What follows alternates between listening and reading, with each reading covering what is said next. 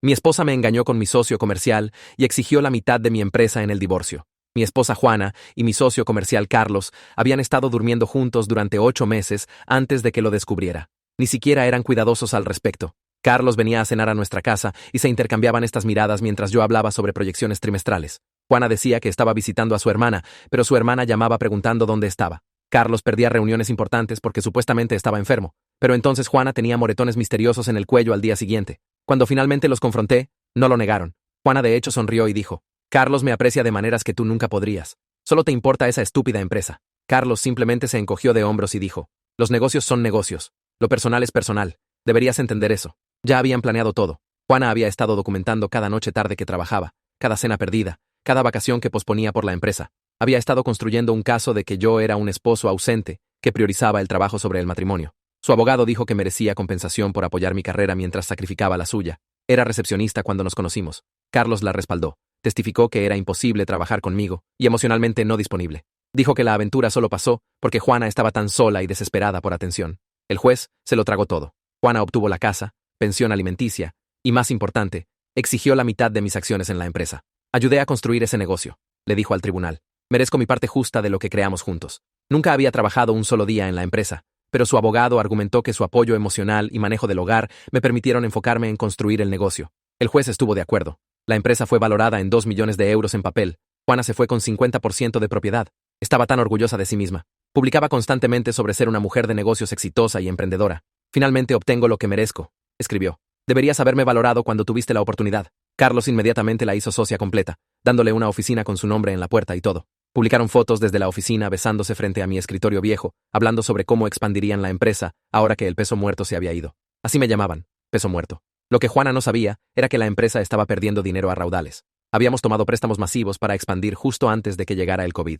La expansión falló espectacularmente. Les debíamos 300.000 euros al banco, 200.000 a proveedores y otros 400.000 a inversionistas que se estaban preparando para cobrar sus deudas. La única razón por la que aún no lo habían hecho era porque había estado negociando planes de pago y extensiones durante meses, pero esos acuerdos estaban atados a que yo permaneciera personalmente como director ejecutivo. En el momento en que Juana tomó la mitad de la empresa e hizo a Carlos director ejecutivo completo, todos esos acuerdos se volvieron nulos. Cada acreedor ahora podía exigir pago inmediato. También había estado cubriendo pérdidas mensuales con mis ahorros personales, cerca de 30.000 euros al mes, solo para mantener las luces encendidas y pagar empleados. La empresa parecía rentable en papel porque había estado registrando mis inversiones personales como ingresos para evitar que el banco cobrara nuestros préstamos. Técnicamente legal si lo documentas correctamente, lo cual hice. Pero paré en el momento en que el divorcio fue final. Carlos no tenía idea de qué tan mal estaban realmente las cosas porque yo manejaba todas las finanzas. Solo veía los números de ingresos y pensaba que estábamos yendo genial. Juana sabía aún menos. Pensó que había ganado la lotería. Celebraron comprando autos de lujo a juego y mudándose a un ático juntos. Todo financiado, por supuesto, porque su efectivo líquido real estaba atado en la empresa. 2 semanas después de que el divorcio fue final, el primer acreedor llamó. Luego otro. Carlos me llamó entrando en pánico preguntando qué estaba pasando. Expliqué que como propietaria del 50%, Juana ahora era personalmente responsable del 50% de todas las deudas de la empresa. Y como director ejecutivo, Carlos era personalmente responsable del otro 50%, ya que había firmado garantías personales para obtener mejores términos en los préstamos. No había leído esas partes. El banco congeló las cuentas de la empresa. Los proveedores empezaron a recuperar equipos. Los empleados renunciaron cuando los cheques de pago rebotaron. En un mes, los acreedores empezaron a ir tras los bienes personales de Juana y Carlos. Juana me llamó gritando y preguntando qué estaba pasando. Mantuve mi voz calmada y la guié paso a paso. Ella y Carlos ahora poseían cada uno el 50% de la empresa, lo que significaba que eran cada uno personalmente responsables por el 50% de todas las deudas. La empresa debía 900.000 euros en total a varios acreedores. El silencio del otro lado duró unos 10 segundos antes de que empezara a gritar de nuevo. Me llamó con todos los nombres que se le ocurrieron y dijo que había saboteado todo a propósito. Dijo que era un monstruo que destruyó su vida porque no podía manejar perder. Dijo que monté toda esta cosa para arruinarla. La dejé gritar por un rato antes de recordarle que ella fue quien exigió la mitad de la empresa. El juez le dio exactamente lo que pidió, haciéndola propietaria completa de un negocio con todas las responsabilidades legales que vienen con la propiedad. Me colgó después de amenazarme con demandar, lo que casi me hizo reír. No podía permitirse un abogado ahora, y cualquier demanda solo agregaría más deuda a la pila en la que ya se estaba ahogando. 1 hora después, mi teléfono sonó de nuevo, y esta vez era Carlos. Su voz temblaba cuando preguntó si había alguna manera de reestructurar la deuda o comprar más tiempo de los acreedores. Le dije la verdad. Los acreedores ya me habían dado todas las extensiones que estaban dispuestos a ofrecer durante los últimos meses. Esos acuerdos estaban atados a que yo permaneciera personalmente como director ejecutivo y tuviera autoridad para tomar decisiones. En el momento en que él se convirtió en director ejecutivo y perdí mi posición, todos esos acuerdos se volvieron nulos. Cada acreedor ahora podía exigir pago inmediato. Y eso es exactamente lo que estaban haciendo. Trató de argumentar que tenía que haber algo que pudiéramos hacer, alguna manera de arreglar esto. Expliqué que ya no había nosotros. Ahora él era el director ejecutivo, y estos eran sus problemas que resolver. Durante los siguientes 3 días, observé desde la distancia mientras su mundo se desmoronaba por etapas. El banco se movió primero, congelando todas las cuentas de la empresa y comenzando procedimientos de incautación en equipos e inventario para recuperar su préstamo de 300.000 euros. Me enteré por un ex empleado que todavía tenía acceso al sistema de correo electrónico de la empresa. La congelación significaba que Carlos no podía pagar a nadie ni nada. Los proveedores empezaron a aparecer en la oficina el segundo día con órdenes de recuperación. Pasé por el edificio una vez y vi trabajadores cargando computadoras y muebles en camiones. El equipo de manufactura que compramos hace solo 2 años fue llevado en camiones plataforma. Mi teléfono siguió vibrando con mensajes de ex empleados preguntando qué estaba pasando. Querían saber si sus cheques de pago finales se cobrarían o si deberían detener el pago en cheques de renta que ya habían escrito. Cada mensaje me hizo sentir una punzada de culpa que no esperaba. Esta gente no tenía nada que ver con la traición de Juana y Carlos, pero estaban perdiendo sus trabajos de todos modos. El cuarto día, Isabela del banco me llamó directamente. Necesitaba verificar que ya no estaba afiliado con la empresa y confirmar que mis bienes personales estaban protegidos de los procedimientos de incautación. Era profesional y orientada a los negocios, pero podía escuchar curiosidad en su voz. Hizo preguntas cuidadosas sobre qué tan rápidamente todo colapsó después del cambio de propiedad. Le di respuestas directas, y pareció satisfecha con mi documentación. Mencionó que había estado trabajando en préstamos comerciales durante 15 años y nunca había visto una empresa implosionar tan rápido. 2 días después, Isabela llamó de nuevo y preguntó si podríamos reunirnos para un café. Dijo que quería explicar el proceso de recuperación del banco y la cronología, y pensaba que merecía entender lo que estaba pasando, ya que había construido la empresa originalmente. Nos reunimos en una cafetería del centro, y me explicó todo. El banco ya había presentado embargos contra los bienes personales de Juana y Carlos. Su ático era el primero en la lista, seguido por ambos autos de lujo que habían comprado para celebrar tomar el control de la empresa. Isabela explicó que como propietarios, listados y garantes, su propiedad personal era un objetivo legítimo para la recuperación de deudas. Me mostró los papeles y vi ambos nombres en documentos que Carlos había firmado sin leer cuidadosamente. Las garantías personales que había aceptado para mejores términos de préstamo ahora significaban que el banco podía ir tras todo lo que poseía. Isabela dijo que el banco recuperaría tal vez el 40% de lo que se les debía si tenían suerte. El resto se cancelaría como deuda incobrable, pero Juana y Carlos seguirían siendo legalmente responsables por ello. Mi teléfono sonó esa noche, y era Juana de nuevo. Esta vez estaba llorando en lugar de gritando. Me rogó que explicara cómo pasó esto y qué podía hacer para arreglarlo. Le dije la verdad en detalle, guiándola a través de cada deuda individual. Expliqué los 300.000 que debíamos al banco y los 200.000 que debíamos a proveedores. Le conté sobre los 400.000 que los inversionistas estaban exigiendo y cómo había estado negociando planes de pago durante meses. Describí cómo había estado cubriendo 30.000 euros en pérdidas mensuales con mis ahorros personales solo para mantener las luces encendidas. Expliqué que había estado registrando esas inversiones personales como ingresos para evitar que el banco cobrara nuestros préstamos, lo que era técnicamente legal, mientras lo documentara correctamente. Había documentado todo. Entonces dejé de contribuir en el momento en que el divorcio fue final. Se quedó callada, y luego me acusó de tender una trampa. Dijo que deliberadamente escondí la deuda para destruirla. Señalé que documenté todo correcta y legalmente. Cada euro estaba contabilizado en los registros de la empresa que podría haber revisado en cualquier momento. Exigió la mitad de la empresa sin hacer ninguna diligencia debida. Nunca hizo una sola pregunta sobre el estado financiero real del negocio. Solo vio la valoración de 2 millones de euros en papel y asumió que estaba obteniendo algo valioso. La mañana siguiente, los padres de Carlos de alguna manera obtuvieron mi número y llamaron. Su madre me gritó durante 10 minutos sobre arruinar la vida de su hijo. Su padre dijo que era vengativo y cruel y que destruía el futuro de un buen hombre por despecho. Escuché calladamente por unos 2 minutos antes de interrumpir. Expliqué calmadamente que su hijo durmió con mi esposa durante 8 meses. Me ayudó a tomar la mitad de mi empresa en el divorcio. Cada obligación financiera que estaba enfrentando ahora era un resultado directo de decisiones que tomó como adulto. Firmó garantías personales sin leerlas. Tomó el control como director ejecutivo sin entender las finanzas de la empresa. Celebró su victoria comprando cosas que no podía permitirse. Esas fueron sus decisiones y ahora estaba lidiando con las consecuencias. El padre de Carlos me colgó después de que terminé de explicar. Mi teléfono vibró de nuevo 20 minutos después y casi no contesté cuando vi el nombre de Mateo en la pantalla. Mateo era mi compañero de cuarto de la universidad y una de las pocas personas con las que todavía hablaba regularmente. Había escuchado a través de amigos mutuos sobre el colapso de la empresa y quería verificar cómo estaba. Acordamos reunirnos en McGuinty's, un bar del centro donde solíamos tomar tragos después del trabajo cuando las cosas eran normales. Llegué primero y pedí una cerveza. Mateo apareció 10 minutos después luciendo preocupado. Pidió su propia bebida e hicimos conversación casual por tal vez 5 minutos antes de que se inclinara hacia adelante y me preguntara directamente si había planeado toda la cosa. Quería saber si sabía que las deudas destruirían a Juana y Carlos cuando tomaran el control de la empresa. Tomé un largo trago de mi cerveza y lo miré por unos segundos. Entonces, le dije la verdad. Expliqué que sabía exactamente lo que pasaría. Había estado manteniendo esa empresa unida con mi propio dinero durante meses, cubriendo 30.000 euros en pérdidas cada mes. Había estado negociando con acreedores e inversionistas, comprando tiempo con garantías personales y planes de pago, que estaban todos atados a que yo permaneciera a cargo. En el momento en que Juana obtuvo la mitad de la empresa y Carlos se convirtió en director ejecutivo, cada uno de esos acuerdos se volvió nulo. Sabía que los acreedores llamarían inmediatamente. Sabía que las deudas vencerían todas a la vez. Sabía que Juana y Carlos serían personalmente responsables debido a la estructura de propiedad y las garantías que Carlos firmó sin leerlas. Y dejé de cubrir las pérdidas el día que el divorcio se volvió final. Mateo se recostó en su silla y no dijo nada por casi un minuto. Solo miró su bebida y giró el vaso lentamente en la mesa. Finalmente, dijo que entendía por qué lo hice. Entonces me preguntó si la venganza se sintió tan bien como pensé que se sentiría.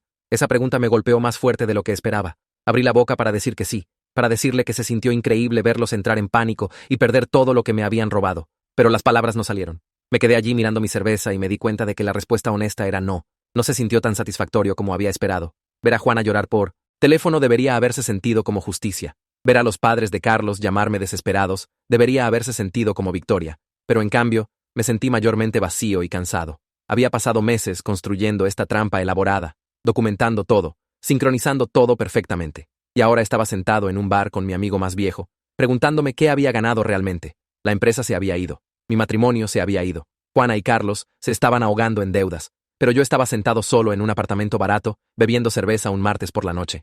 Mateo asintió lentamente como si entendiera lo que no estaba diciendo. Terminamos nuestras bebidas sin hablar mucho después de eso. 2 días después, mi teléfono sonó de un número que no reconocía. Contesté, y un hombre se presentó como Elías Bray. Dijo que era un abogado representando al grupo más grande de acreedores persiguiendo a Juana y Carlos. Había obtenido mi información de contacto de Isabela en el banco. Elías quería que testificara en su demanda contra Juana y Carlos. Necesitaba que explicara la historia financiera de la empresa y confirmara que todas las deudas existían antes de que la propiedad se transfiriera a ellos. Dijo que mi testimonio haría su caso mucho más fuerte para recuperar bienes personales de Juana y Carlos. Acepté ayudar y establecimos una reunión para la tarde siguiente en su oficina del centro. Me presenté a las 2 y Elías me llevó a una sala de conferencias con una mesa larga cubierta de documentos. Pasamos las siguientes 3 horas revisando años de registros financieros. Lo guié a través de cada préstamo, cada acuerdo de proveedor, cada contrato de inversionista. Le mostré los planes de pago que había negociado y las garantías personales que había firmado. Expliqué cómo había estado cubriendo pérdidas mensuales con mis propios ahorros y registrando esas inversiones como ingresos para evitar que el banco cobrara nuestros préstamos. Elías hizo preguntas detalladas y tomó notas sobre todo. Siguió comentando sobre qué tan cuidadosamente había documentado todo. Cada euro estaba contabilizado. Cada transacción tenía recibos y registros. Cada acuerdo estaba archivado y fechado. Dijo que mi rastro de papel probaba que había actuado completamente legalmente, aunque mi sincronización fue estratégicamente devastadora. La manera en que lo dijo me hizo sentir tanto vindicado como ligeramente enfermo. Cuando terminamos, Elías me acompañó afuera y me agradeció por mi cooperación. Dijo que mi testimonio sería crucial cuando fueran tras los bienes restantes de Juana y Carlos. 2 semanas después del colapso inicial, tuve que conducir a través de la ciudad para una cita con el dentista. La ruta me llevó pasando el edificio de oficinas viejo. No había estado de vuelta allí desde el día que limpié mi escritorio después del divorcio. Reduje la velocidad mientras me acercaba, y luego me metí en el estacionamiento. El edificio estaba completamente vacío. Todas las ventanas estaban oscuras. Un aviso de incautación bancaria naranja brillante estaba pegado a la puerta principal. Estacioné mi auto y me quedé allí sentado mirándolo. El estacionamiento donde solía llegar a las 6 de la mañana para manejar crisis tras crisis, ahora era solo asfalto agrietado con hierbas creciendo a través de los espacios. Alguien había pintado con aerosol algo en la pared lateral. Una bolsa de plástico voló a través del lote vacío y se enganchó en un arbusto muerto junto a la entrada. Había pasado 7 años construyendo esa empresa. 7 años de mañanas tempranas y noches tardías y cenas perdidas y vacaciones canceladas. Había vertido todo en hacer que funcionara. Y ahora era solo un edificio vacío con un aviso de incautación e hierbas en el estacionamiento. Algo sobre eso me golpeó más fuerte de lo que esperaba. Me quedé sentado en mi auto por 10 minutos, solo mirando el edificio antes de finalmente irme. Keith me contactó 3 días después a través de LinkedIn. Me envió un mensaje preguntando si quería reunirnos para almorzar. Keith había sido uno de mis mejores empleados, un gerente de proyectos que realmente entendía tanto los lados técnicos como comerciales de lo que hacíamos. Acepté y nos reunimos en un lugar de sándwiches cerca de su nueva oficina. Keith me dijo que vio venir el colapso en el momento en que Carlos tomó el control y empezó a tomar decisiones terribles. Dijo que Carlos no entendía el negocio y no escuchaba a nadie que tratara de explicarle las cosas. Keith se fue 2 semanas antes de que su último cheque de pago rebotara. La mayoría de los otros empleados se quedaron y se jodieron cuando las cuentas se congelaron. Comimos nuestros sándwiches y hablamos sobre la industria por un rato. Entonces Keith se inclinó hacia adelante y preguntó si estaría interesado en consultoría en una nueva empresa que estaba planeando con algunos ex colegas. Dijo que estaban armando una firma pequeña, enfocada en ayudar a empresas medianas con operaciones y gestión financiera. Me dijo que mis habilidades de gestión financiera y conocimiento de la industria eran exactamente lo que necesitaban.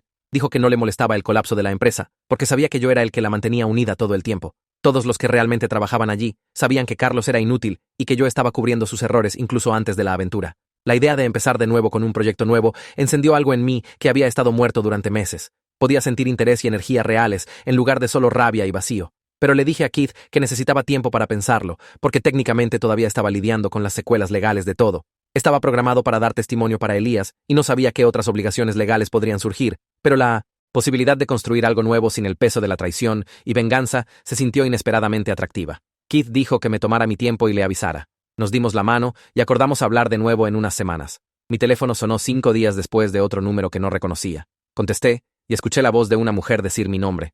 Me tomó un segundo ubicarla. Era la hermana de Juana. Nunca habíamos sido cercanos. La había visto tal vez 10 veces durante todo el matrimonio. Siempre en eventos familiares donde hacíamos conversación incómoda y nos evitábamos mutuamente. Preguntó si tenía unos minutos para hablar. Su voz temblaba y podía decir que había estado llorando. Dijo que sabía que probablemente no quería escuchar de nadie de la familia de Juana, pero me estaba rogando que escuchara. Me pidió que tuviera misericordia de Juana. Dijo que la deuda la estaba destruyendo mental y físicamente.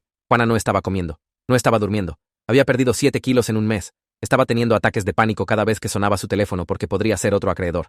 Su hermana dijo que sabía que Juana había tomado decisiones terribles y me había lastimado gravemente. Pero a pesar de todo, Juana seguía siendo un ser humano que estaba sufriendo. Preguntó si había alguna manera en que pudiera ayudar a Juana a encontrar una salida de la deuda o al menos decirle a los acreedores que se alejaran un poco. Su voz se quebró cuando dijo que tenía miedo de que Juana pudiera hacer algo para lastimarse si la presión no paraba. Respiré y le dije que no creé estas deudas y no forcé a Juana a exigir la mitad de la empresa en el divorcio. Las consecuencias que estaba enfrentando eran resultados directos de sus propias decisiones, no algo que le hice. Su hermana se quedó callada del otro lado y podía escuchar su respiración volviéndose más estable, como si estuviera tratando de calmarse. Pero entonces me escuché diciendo algo que no había planeado decir, que ver a Juana sufrir no me estaba trayendo la paz que pensé que traería. Las palabras salieron antes de que pudiera detenerlas, y hubo un largo silencio después. Su hermana finalmente dijo que apreciaba mi honestidad y que entendía que tenía todo el derecho de estar enojado. Entonces me agradeció al menos por escuchar antes de colgar. Me quedé sentado en mi auto mirando mi teléfono por 20 minutos después de que esa llamada terminó, sintiendo algo que no podía identificar completamente. 3 semanas después, recibí el aviso oficial sobre la demanda del acreedor avanzando. Querían mi testimonio en una declaración para establecer la cronología de deudas y transferencia de propiedad. Me presenté en la oficina legal del centro un martes por la mañana con 3 cajas bancarias llenas de registros financieros que había guardado de la empresa. La sala de conferencias tenía una mesa larga y los abogados de los acreedores se sentaron en un lado mientras una reportera del tribunal instaló su máquina al final. Me juramentaron y empezaron a hacer preguntas sobre las finanzas de la empresa remontándose 5 años. Los guié a través de cada préstamo que habíamos sacado, cada acuerdo de proveedor, cada contrato de inversionista. Hicieron preguntas detalladas sobre mis inversiones personales para cubrir pérdidas mensuales. Y les mostré la documentación, probando que había estado poniendo 30.000 euros al mes por casi 2 años. Los abogados querían saber exactamente cuándo varias deudas fueron incurridas versus cuándo la propiedad se transfirió a Juana y Carlos. Saqué hojas de cálculo mostrando la cronología mes por mes, probando que cada deuda individual existía antes de que el divorcio fuera finalizado. Preguntaron sobre los planes de pago y extensiones que había negociado, y expliqué cómo esos acuerdos estaban atados a que yo permaneciera personalmente como director ejecutivo. La declaración duró 4 horas, y al final les había dado todo lo que necesitaban para probar que Juana y Carlos tomaron deudas existentes de las que deberían haber sabido. Elías me encontró en el garaje de estacionamiento después de que la declaración terminó. Me dijo que mi testimonio era exactamente lo que necesitaban y mi documentación era tan completa que básicamente garantizaba que ganarían juicios contra los bienes personales de Juana y Carlos. Dijo que la mayoría de la gente no mantiene registros tan detallados y el rastro de papel que había creado hizo su caso simple. Pregunté cuánto tiempo tomaría el proceso legal y dijo probablemente otros 2 meses antes de que pudieran empezar a incautar bienes para recuperar las deudas. Nos dimos la mano y mencionó que estaba impresionado por qué tan cuidadosamente me había protegido legalmente mientras todo colapsaba a mi alrededor. Conduje a casa sintiéndome agotado y fui directo a la cama, aunque solo eran las 6 de la tarde. La mañana siguiente, Mateo llamó y preguntó cómo estaba. Le conté sobre la declaración y escuchó calladamente antes de sugerir que hablara con alguien profesional sobre todo lo que estaba pasando. Me dio el nombre de una terapeuta llamada Sara, quien dijo que era buena con situaciones complicadas. Llamé a la oficina de Sara esa tarde y conseguí una cita para el jueves. Cuando me presenté, su oficina estaba en un edificio tranquilo cerca de la universidad, con plantas en la sala de espera y música suave sonando. Sara tenía tal vez 50 años con cabello gris y una manera calmada de hablar que me hizo sentir menos defensivo de lo que esperaba. Nos sentamos y me pidió que explicara por qué estaba allí. Le conté sobre el divorcio, la aventura, el colapso de la empresa, todo. Escuchó sin interrumpir, y cuando terminé, me preguntó qué pensé que se sentiría la venganza versus cómo se sintió realmente. Abrí la boca para responder, y me di cuenta de que no tenía una buena respuesta. Había esperado sentirme satisfecho, tal vez incluso feliz, pero en cambio, me sentí mayormente vacío y no podía dormir, y seguía pensando en la empresa, aunque verla morir era exactamente lo que había planeado. Sara y yo nos reunimos 2 veces a la semana durante el mes siguiente. Me ayudó a reconocer que estaba de duelo por la empresa que construí. Aunque fui yo quien la dejó colapsar, había pasado años de mi vida creando algo significativo, vertiendo todo lo que tenía en hacer que funcionara. Verla morir, incluso como venganza contra gente que me traicionó, todavía se sintió como perder una parte de mí mismo. Me preguntó qué representaba la empresa más allá de solo un negocio, y me di cuenta de que era prueba de que podía construir algo de la nada, que era capaz y competente. Dejarla fallar para castigar a Juana y Carlos significó destruir esa prueba, y alguna parte de mí estaba de duelo por lo que había sacrificado para obtener venganza. Sara no me dijo que la venganza estaba mal o bien, solo me ayudó a entender por qué se sintió tan vacía ahora que estaba hecha.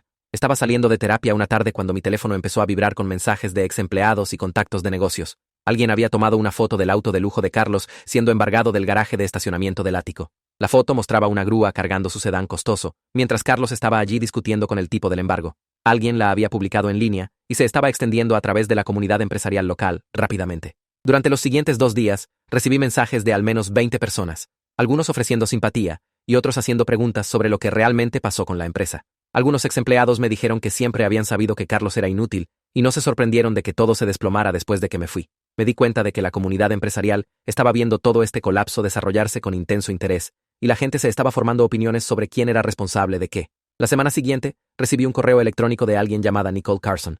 Se presentó como abogada de bancarrota que representaba clientes tratando de reestructurar negocios fallidos. Dijo que había escuchado sobre mi situación a través de contactos profesionales y pensó que mi experiencia manejando deuda y entendiendo crisis financiera podría ser experiencia valiosa para ofrecer a sus clientes. Quería saber si estaría interesado en trabajo de consultoría y mencionó que estaba dispuesta a pagar bien por mi tiempo y conocimiento. Leí el correo 2 veces, sorprendido de que alguien quisiera contratarme después de ver mi empresa implosionar, pero tenía razón de que entendía crisis financiera mejor que la mayoría de la gente después de lo que había pasado. Escribí de vuelta diciendo que estaba interesado y establecimos una reunión para el martes siguiente. La oficina de Nicole estaba en un edificio moderno del centro con ventanas del piso al techo. Tenía probablemente 40 años, con ojos agudos y una manera directa de hablar que aprecié. Nos sentamos en su sala de conferencias y explicó que muchos de sus clientes eran pequeños propietarios de negocios ahogándose en deuda que necesitaban ayuda analizando sus situaciones y encontrando soluciones. Pensó que podía revisar sus finanzas, identificar problemas y recomendar estrategias de reestructuración. Pasamos 2 horas revisando un caso de muestra y me encontré realmente disfrutando el trabajo. Había algo satisfactorio sobre usar mis habilidades para ayudar a negocios a sobrevivir en lugar de ver mi propia empresa morir. Analizar los problemas financieros de alguien más se sintió como resolver un rompecabezas sin el peso emocional de traición y venganza, aplastándome. Nicole me ofreció un contrato por 10 horas a la semana para empezar, y lo firmé antes de salir de su oficina. El trabajo de consultoría me dio algo en qué enfocarme más allá de las secuelas legales del colapso de la empresa, y me di cuenta de que necesitaba ese propósito más de lo que me había admitido a mí mismo. 2 semanas después, escuché a través de amigos mutuos que la relación de Juana y Carlos se estaba fracturando. Alguien que había estado en un restaurante del centro me dijo que habían tenido una pelea a gritos en público, donde Carlos culpó a Juana por presionar el acuerdo de divorcio que llevó a este desastre. La había acusado de ser codiciosa y destruir ambas sus vidas al exigir la mitad de la empresa. Ella había gritado de vuelta que él fue quien la convenció de que lo merecía y que había prometido que serían ricos juntos. La pelea se volvió tan fuerte que el gerente del restaurante les pidió que se fueran. Otra gente empezó a contarme historias similares sobre ellos peleando en estacionamientos y en el supermercado. Su relación se estaba desmoronando bajo la presión de la deuda y problemas legales, lo que tenía sentido porque había sido construida en traición y fantasía sobre éxito fácil. Un mes después de esa pelea, Juana se mudó del ático y regresó con su hermana.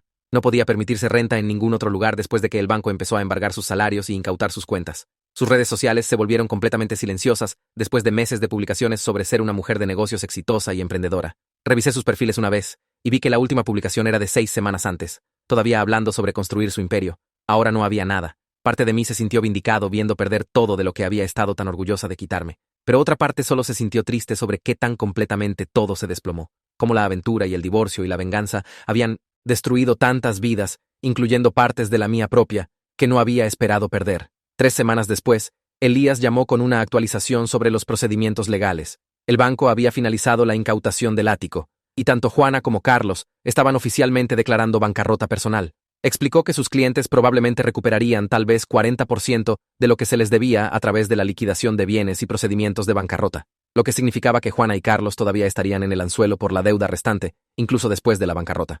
Sus salarios serían embargados por años, probablemente una década o más, dependiendo de qué trabajos pudieran conseguir con crédito arruinado y bancarrota en sus registros. Me explicó los números en detalle, y escuché sin sentir mucho de nada, solo procesando la información como si fuera el problema de alguien más, en lugar de la culminación de mi plan de venganza. Después de que colgamos, me quedé sentado en mi apartamento mirando mi laptop por 20 minutos, no trabajando o navegando, solo sentado allí, pensando sobre qué tan completamente sus vidas habían sido destruidas y qué tan vacía esa victoria se sintió ahora que realmente estaba pasando. Mi siguiente sesión de terapia con Sara pasó 2 días después, y me encontré hablando sobre los empleados que habían perdido sus trabajos cuando la empresa colapsó. Le dije que siguió pensando en la gente que había trabajado para mí, buena gente que se presentaba cada día y hacía sus trabajos, y cómo quedaron atrapados en el radio de explosión de mi venganza, aunque no habían hecho nada malo. Sara escuchó, y entonces me preguntó directamente si pensaba que esas pérdidas de trabajo eran mi culpa o culpa de Juana y Carlos. Dije que se sentía complicado, porque no forcé a Juana a exigir la mitad de la empresa, o a Carlos a dormir con mi esposa. Pero definitivamente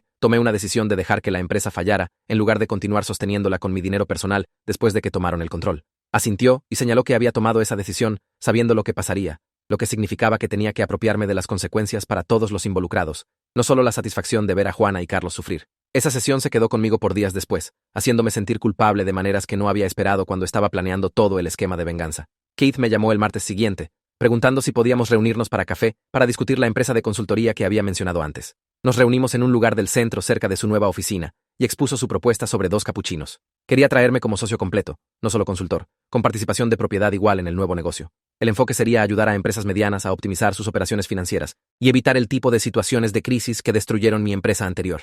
Ya había alineado 2 clientes potenciales y tenía financiamiento semilla de un ex colega que creía en el concepto. Keith dijo que específicamente me quería como estratega financiero porque entendía gestión de deuda y prevención de crisis mejor que cualquiera que conociera y confiaba en mí para construir algo sostenible en lugar de perseguir crecimiento rápido. La oferta me sorprendió porque había asumido que solo quería algo de ayuda de consultoría, no una sociedad completa. Pasamos 2 horas revisando su plan de negocios y proyecciones financieras y todo se veía sólido y realista, nada inflado u optimista, solo planificación cuidadosa enfocada en construir valor real para clientes. Le dije que necesitaba unos días para pensarlo, aunque ya sabía que quería decir que sí, porque trabajar en algo nuevo con alguien en quien realmente confiaba se sintió como la primera oportunidad real que había tenido en meses de construir en lugar de destruir. Llamé a Keith 3 días después y acepté asociarme con él en la empresa de consultoría. Pasamos las siguientes 2 semanas reuniéndonos casi diariamente para desarrollar un plan de negocios comprensivo que fuera conservativo y sostenible, aprendiendo de todos los errores que había cometido con la empresa anterior. Nos enfocamos en mantener gastos generales bajos,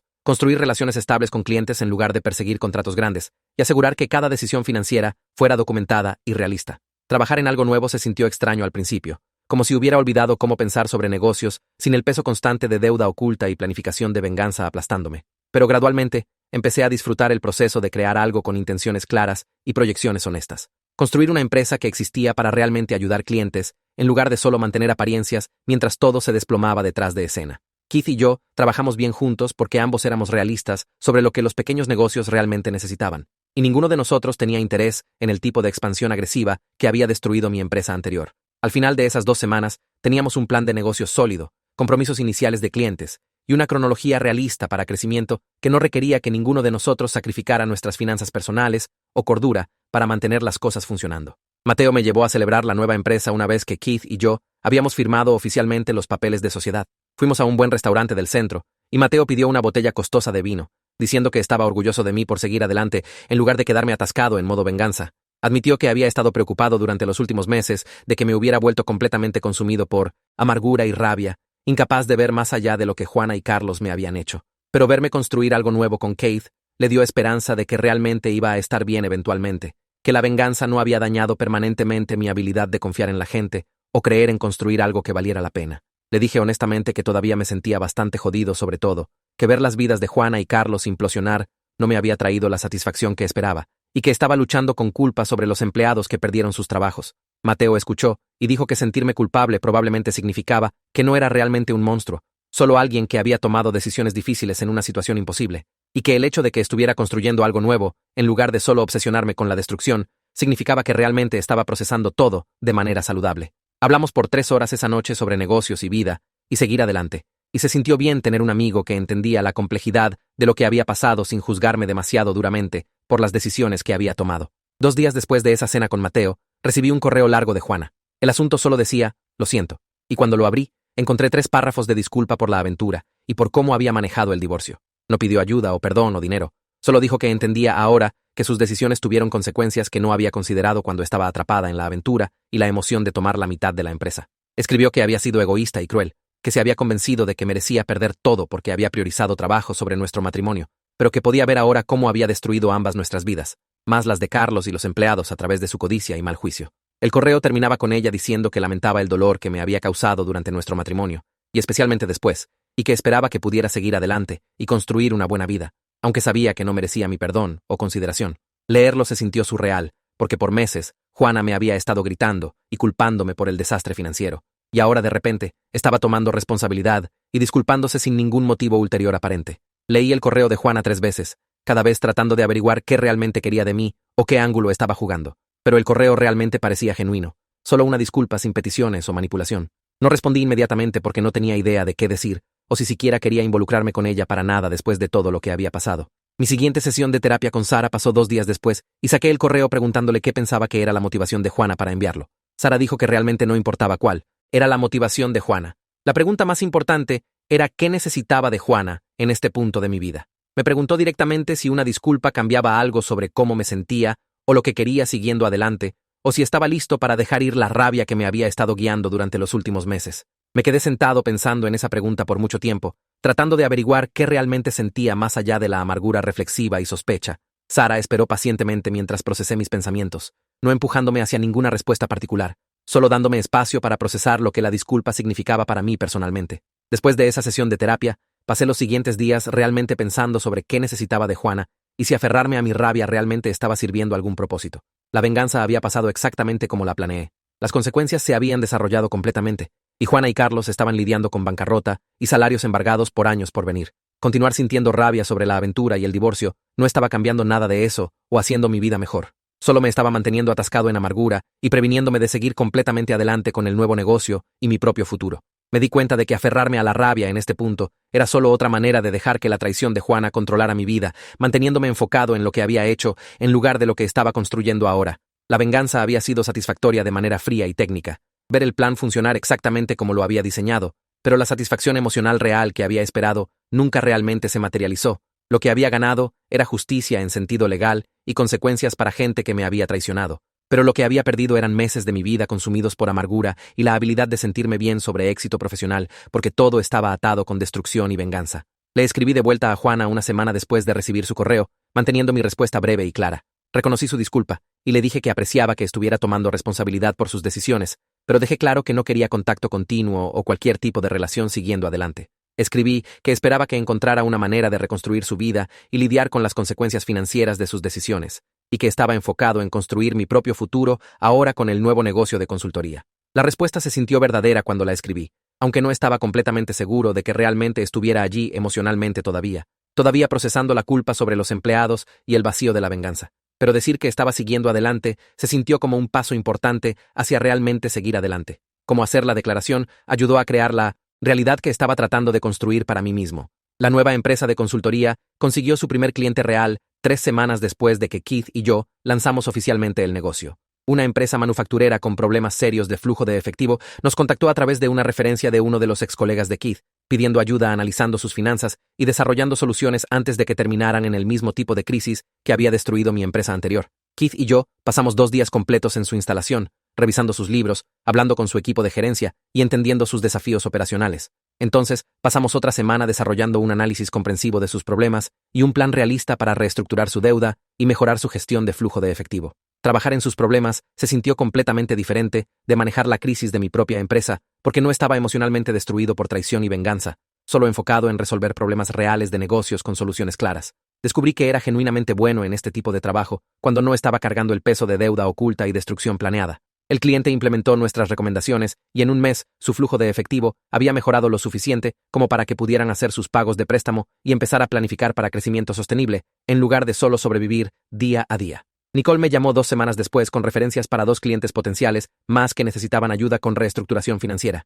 Me dijo que ambas empresas habían escuchado sobre el trabajo que hice, analizando sus casos de bancarrota, y querían a alguien que entendiera gestión de deuda desde adentro. Me reuní con ambos clientes durante la siguiente semana y firmé contratos con cada uno de ellos después de presentar planes de análisis detallados que mostraban que realmente entendía sus problemas en lugar de solo ofrecer consejo de consultoría genérico. El negocio estaba creciendo de una manera que se sintió completamente diferente de mi empresa vieja, porque estaba construido en experiencia real y relaciones reales en lugar del castillo de naipes que había estado manejando antes. Keith y yo celebramos los nuevos contratos durante el almuerzo y empezamos a hablar sobre espacio de oficina, ya que trabajar desde cafeterías se estaba volviendo viejo rápido. Me mudé a un mejor apartamento 3 semanas después, cuando mi contrato de arrendamiento terminó en el lugar pequeño que había rentado justo después del divorcio.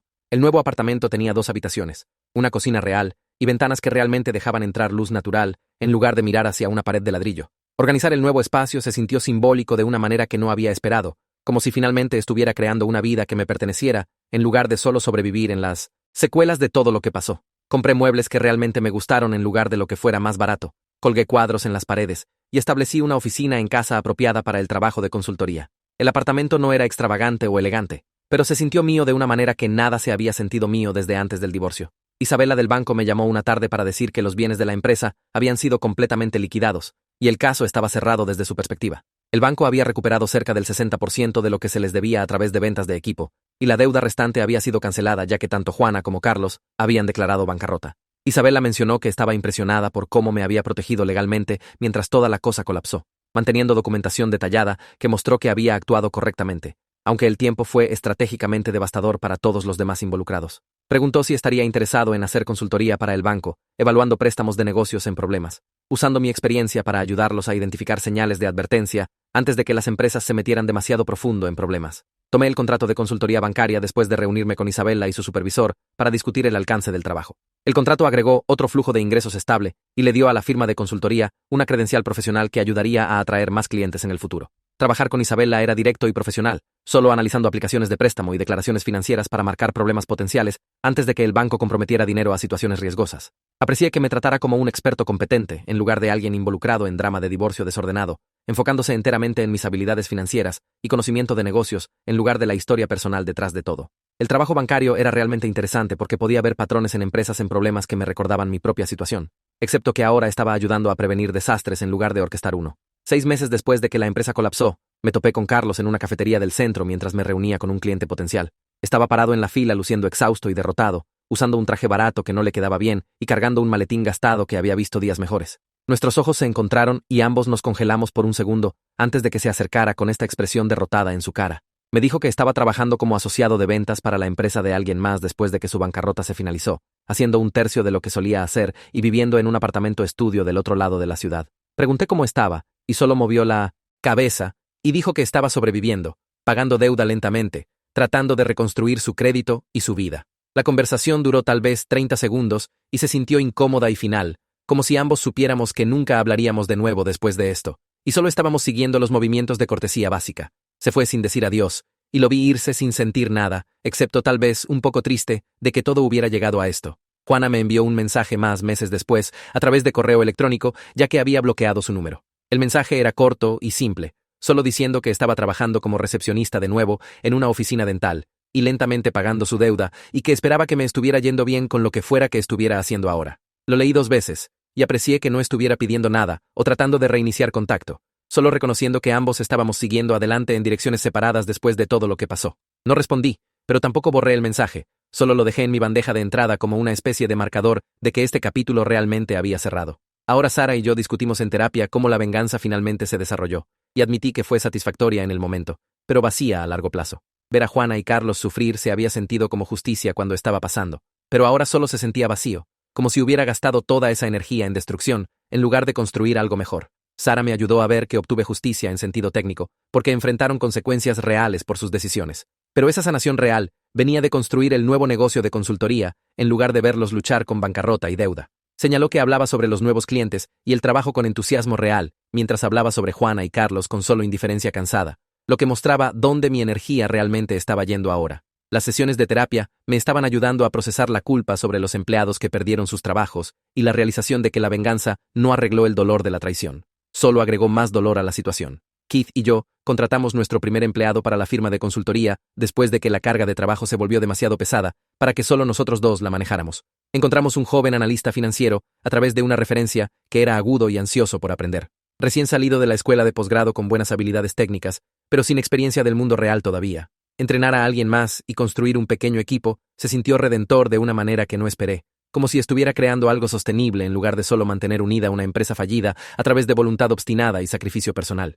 El analista hizo buenas preguntas y captó las cosas rápidamente, y descubrí que realmente disfrutaba enseñar a alguien el lado práctico de la gestión financiera que no puedes aprender de libros de texto. Keith y yo dividimos las responsabilidades de entrenamiento y empezamos a desarrollar sistemas para cómo trabajamos juntos como equipo, en lugar de solo dos tipos averiguando las cosas mientras íbamos. Mateo me presentó a su primo que trabaja en capital de riesgo, en un evento de networking, al que me arrastró una noche. El primo y yo terminamos teniendo una conversación interesante sobre sostenibilidad de pequeños negocios y estrategias de crecimiento, y estaba impresionado por mi experiencia práctica manejando deuda y crisis financiera. Mencionó que la asociación empresarial local estaba buscando oradores para su serie educativa mensual, y preguntó si estaría interesado en dar una charla sobre manejar problemas financieros antes de que se conviertan en desastres. La idea me aterrorizó y me emocionó en igual medida porque nunca había hecho hablar en público antes y no estaba seguro de que tuviera algo valioso que decir, pero Mateo me animó a hacerlo y su primo se ofreció a ayudarme a prepararme. Acepté mayormente porque parecía una buena oportunidad para construir la reputación de la firma de consultoría y establecerme como un experto real, en lugar de solo el tipo cuya empresa colapsó en un divorcio. Di el discurso 3 semanas después, enfocándome en lecciones de gestión financiera aprendidas a través de crisis, evitando cuidadosamente los detalles personales de mi divorcio y colapso de empresa. Hablé sobre señales de advertencia de problemas financieros, estrategias para manejar deuda y la importancia de evaluación honesta, en lugar de esconder problemas hasta que exploten. La respuesta de la audiencia fue positiva, y varias personas se me acercaron después con preguntas sobre sus propias situaciones de negocios, lo que me hizo darme cuenta de que había desarrollado experiencia real a través del desastre que orquesté y sobreviví. Algunas personas pidieron mi tarjeta de presentación y mencionaron que podrían querer contratar la firma de consultoría para sus propias empresas. Saliendo de ese evento, sentí algo que no había sentido en más de un año, como si estuviera construyendo una identidad profesional basada en competencia real, en lugar de solo manejar catástrofe y planear venganza. 8 meses después de lanzar la firma de consultoría con Keith, llegamos a rentabilidad por primera vez.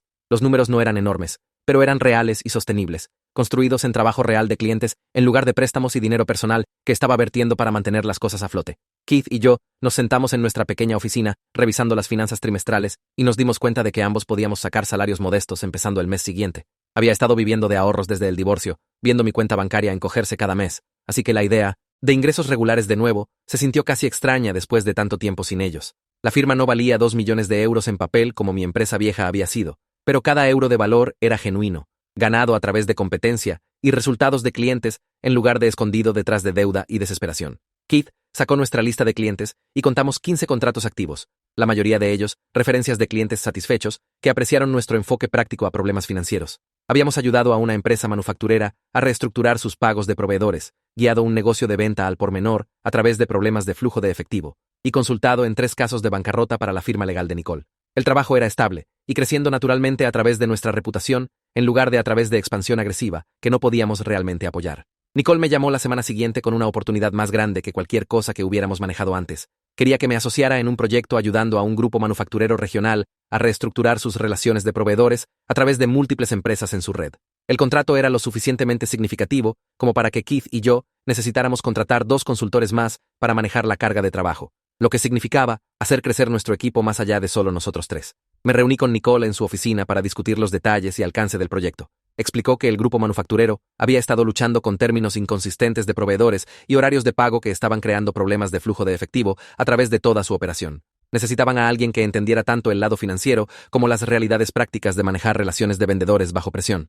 Nicole dijo que me recomendó específicamente porque tenía experiencia real navegando crisis financiera y gestión de deuda, no solo conocimiento teórico de escuela de negocios. Sentado en su oficina revisando la propuesta del proyecto, me di cuenta de que accidentalmente estaba construyendo el tipo de negocio que siempre había querido. Mi empresa vieja había crecido a través de desesperación y necesidad, siempre persiguiendo el siguiente cliente para cubrir deudas existentes, nunca lo suficientemente estable para realmente planificar para crecimiento sostenible. Esta firma de consultoría estaba creciendo porque éramos genuinamente buenos en lo que hacíamos, porque los clientes valoraban nuestra experiencia y nos referían a otros que necesitaban ayuda.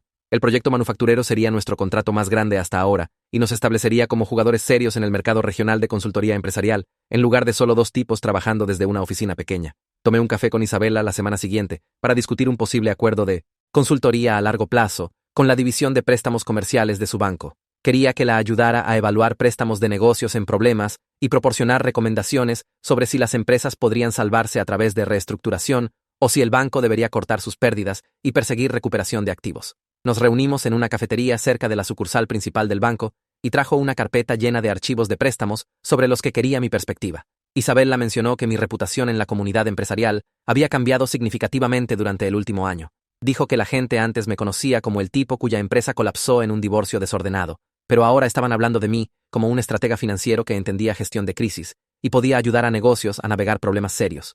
El cambio se sintió como redención inesperada, después de meses de ser conocido primariamente por el fracaso espectacular de mi empresa vieja.